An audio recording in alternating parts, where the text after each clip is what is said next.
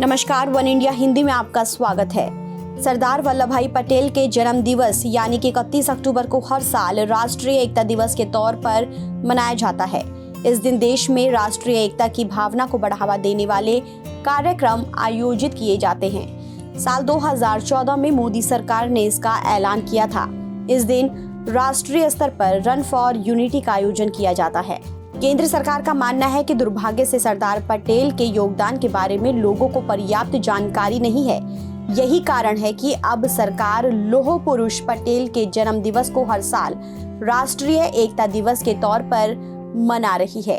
साल 2014 के लोकसभा चुनाव से पहले ही सरदार पटेल और देश के पहले प्रधानमंत्री जवाहरलाल नेहरू की राजनीति को लेकर गर्मागर्म राजनीतिक बहस छिड़ गई थी।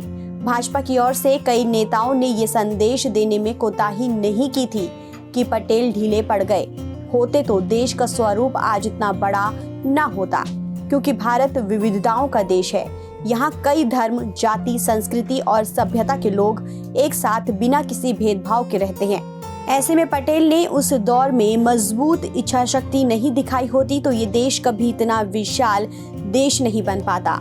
गृह मंत्री के रूप में उनकी पहली प्राथमिकता देसी रियासतों को भारत में मिलाना था। इस काम को उन्होंने बिना खून बहाए करके दिखाया।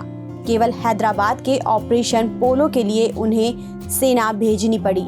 भारत के एकीकरण में उनके महान योगदान के लिए उन्हें भारत का लौह पुरुष के रूप में जाना जाता है। सरदार पटेल की महानतम देन थी 562 छोटी बड़ी रियासतों का भारतीय संघ में विलीनीकरण करके भारतीय एकता का निर्माण करना। विश्व के इतिहास में एक भी व्यक्ति ऐसा ना हुआ जिसने इतनी बड़ी संख्या में राज्यों का एकीकरण करने का साहस किया हो। देश के सबसे ताकतवर और क्षमतावान नेता के जन्मदिन पर राष्ट्रीय एकता दिवस मनाना पूरे देश के लिए एक गौरव की बात है। फिलहाल इस खबर में इतना ही। देश और दुनिया की तमाम खबरों के लिए आप बने रहिए वन इंडिया हिंदी के साथ।